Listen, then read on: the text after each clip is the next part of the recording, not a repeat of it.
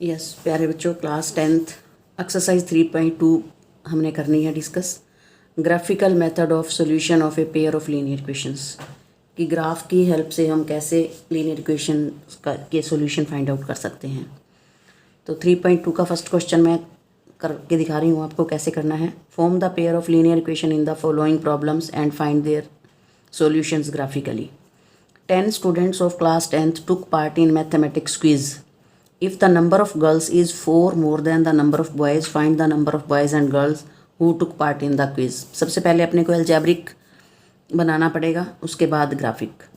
तो सबसे पहले हमने क्या करना है, जो सेक्शन है बॉयज़ और गर्ल्स का है और टोटल 10 स्टूडेंट्स हैं, तो हमने क्या करना है, let the number of boys हमने x मान लिया और नंबर ऑफ़ गर्ल्स हमने y मान लिया। तो according to first condition boys और गर्ल्स कुल मिला के 10 है, तो x + y = 10 हो गया। अकॉर्डिंग टू सेकंड कंडीशन वो कहता है कि द नंबर ऑफ गर्ल्स मतलब y, the number of girls is 4 more than the number of boys. जो y है वो x + 4 है, बॉयज़ से 4 ज़्यादा हैं गर्ल्स। तो x को मैं लेफ़्ट साइड पर ले आऊँगी तो माइनस का हो जाएगा, तो -x + y = 4। 2 इक्वेशंस हमें मिल गई। यहाँ पे हमने 2 इक्वेशंस लिख दी। x की कोई भी वैल्यू पुट करके y निकालो, इसी तरह इसमें भी x की कोई भी वैल्यू पुट करके y, 3 वैल्यूज़ निकाल दो। 3 वैल्यूज़ निकालने के बाद मैंने उसको ग्राफ पे शो किया। जो x एक्सिस है वो नंबर ऑफ़ बॉयज़ को शो कर रहा है और जो y एक्सिस है वो नंबर ऑफ़ गर्ल्स को शो कर रही हैं। तो जब मैंने दोनों का ग्राफ बनाया सेम प्लेन पर, तो एक पॉइंट पर इंटरसेक्ट कर रही हैं 2 lines and this point is 3, 7। ठीक है, we see both lines intersect each other at a point at one point that is 3, 7। तो 3 किसकी वैल्यू है, x की। This shows that the number of boys, x को हमने नंबर ऑफ बॉयज़ माना था, hence this shows that the number of boys 3 and the number of girls 7। तो प्यारे बच्चों ये आपने इसका सेकंड पार्ट जो है सेम ऐसे ही है, आप अपने आप करना। उसके बाद है क्वेश्चन नंबर 2। बहुत आसान बात पे हम आ गए हैं। On comparing the ratios A1/A2, B1/B2, C1/C2, find out whether the lines representing the following pair of linear equations intersect at a point, are parallel और कोइंसिडेंट। हमने ये बताना है बिना सोल्व किए, सिर्फ कंपैरिजन करके A1/A2, B1/B2, C1/C2 ही निकालने हैं बस खाली। तो अब हमें पहले ये देखना होगा इंटरसेक्ट एट ए पॉइंट कब होती हैं, पैरेलल कब होती हैं, कोइंसिडेंट कब होती हैं, मीन्स हमें इनकी कंडीशंस देखनी है।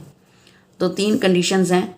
If A1/A2 is not equal to B1/B2, अगर A1/A2 जो है वो B1/B2 के इक्वल नहीं आता, तो जो लाइंस होती हैं वो इंटरसेक्ट एट ए पॉइंट, एक पॉइंट पर इंटरसेक्ट करती हैं। Such pair of lines has exactly one solution, इन दोनों का एक यूनिक सोल्यूशन होता है। जैसे कि मैंने अभी आपको एक करके दिखाया, एक पॉइंट पर इंटरसेक्ट कर रही थी वो बॉयज़ और गर्ल्स वाला सम, उसका एक यूनिक सोल्यूशन होता है। और जिस पेयर का एक यूनिक सोल्यूशन होता है वो कंसिस्टेंट पेयर होता है। कंसिस्टेंट पेयर, आगे आपसे क्वेश्चन पूछे जाएंगे। इसमें तो खाली ये पूछा ना कि बताओ कि इंटरसेक्ट एट वन पॉइंट है, पैरेलल है या कोइंसिडेंट, फिर बाद में क्वेश्चन पुट करेंगे वो कंसिस्टेंट है या नहीं। तो साथ साथ हम देख लेते हैं कि जिनका वन सॉल्यूशन होता है वो कंसिस्टेंट होती हैं। उसके बाद अगर A1/A2 is equal to B1/B2 आ जाए, ये दोनों इक्वल आ जाएं, तो अपने को तीसरी रेशो भी चेक करनी पड़ेगी। अब यहाँ पर दोनों इक्वल नहीं है, तीसरी चेक करो या ना करो, लेकिन यहाँ पर 2 इक्वल आ गई हैं तो तीसरी चेक करनी बनती है। और अगर चेक करने से A1/A2 is equal to B1/B2 is not equal to C1/C2 आए, तो ये लाइंस होती हैं पैरेलल लाइंस। इस टाइप की जो लाइंस हैं उनका कोई सोल्यूशन नहीं होता, कोई सोल्यूशन नहीं है। This is called an inconsistent pair, जिसका कोई सोल्यूशन नहीं होता वो इनकन्सिस्टेंट होती हैं।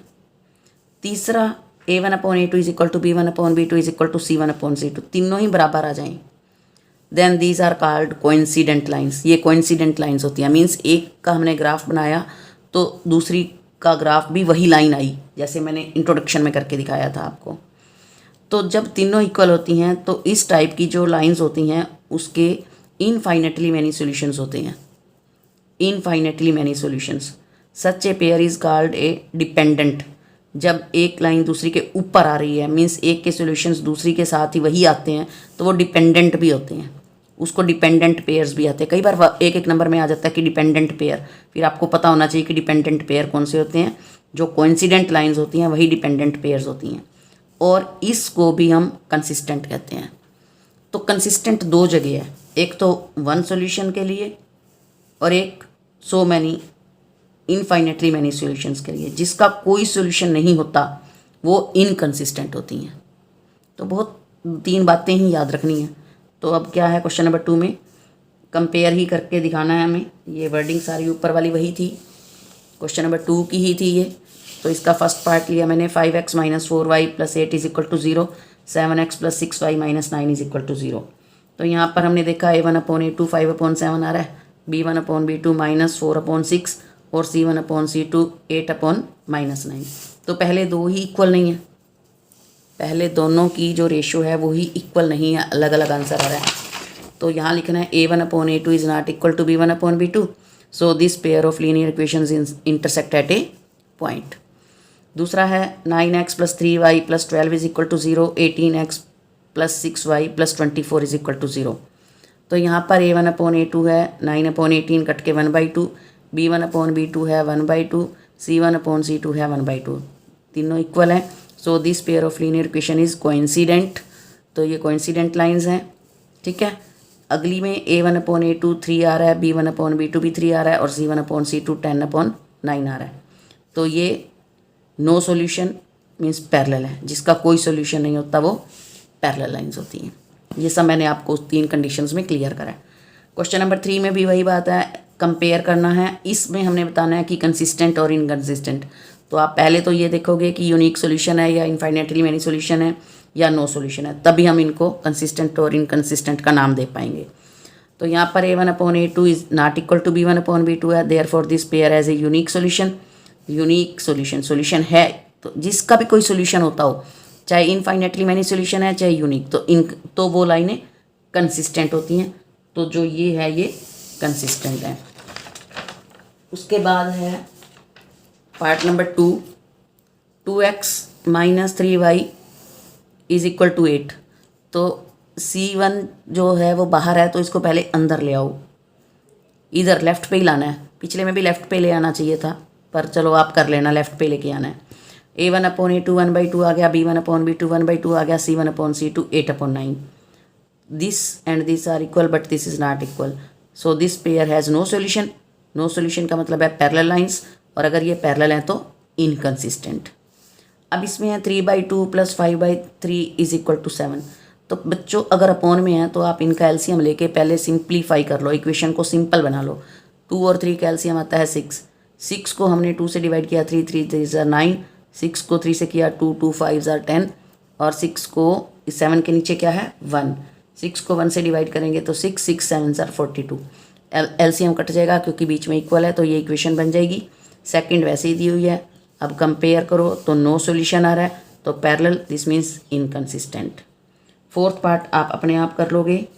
फिफ्थ पार्ट भी वही एलसीएम लेना है, ठीक है। और फिर आपने इसको जैसे 4/3 है तो 2/1 लगा लो, 8/1 लगा लो, इनके नीचे 1 1 लगा के एलसीएम ले लो, और फिर इसी तरीके से ये आपका हो जाएगा। तो यहाँ तक आपको करना है question number 1, 2 and 3। Thank you, have a nice day.